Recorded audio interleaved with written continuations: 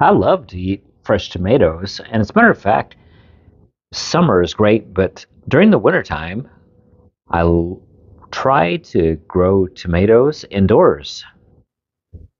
4.5 inches tall and 7 inches wide is not nearly as big as the outdoor tomatoes. So, do I select tomatoes that grow bigger than that? Between these two plants, the one on the left is a red velvet variety, and the one on the right is a Dora Red from Heartbreaker series. These tomato plants have grown from seed, and they're not that old. So the reason for this video is not exactly about growing tomatoes indoors, as much as it is I'm testing a new garden, and it's made from a major light company. So I was super surprised when the Dora Reds started to form flower buds.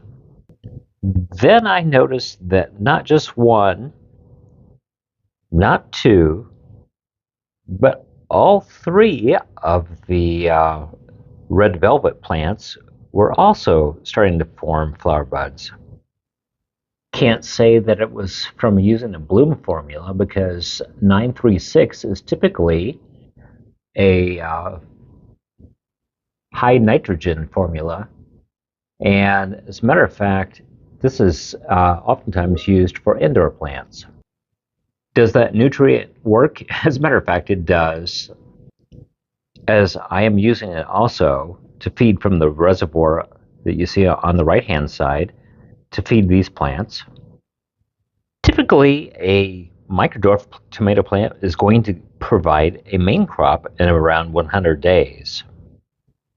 And your flower buds are going to come around day 40, certainly not 28 days like I've experienced. No tricks here. This test garden that is pre-production might have a light advantage. Don't get me wrong, because oftentimes with tomato plants, the flower buds are followed by small green tomatoes that quickly swell up, and it is typically from bloom to a nice sized green tomato around 30 days. After another 30 days, you'll see the tomatoes starting to color up and ripen. So if I can hit flower buds in 28 days, what is going to happen? I am certainly hoping that the garden I have right now is going to produce ripe tomatoes sooner.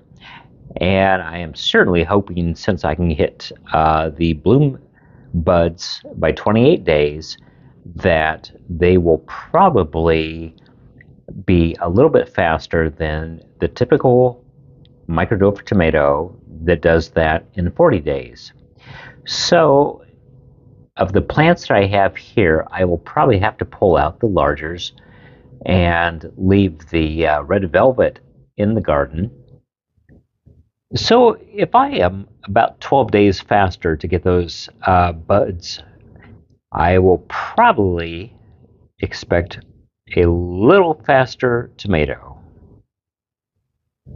Be sure to stick around, because I would like to be able to show everybody if I can get these tomatoes to come on a little bit faster, because tomato plants oftentimes are the longest wait for a fruit.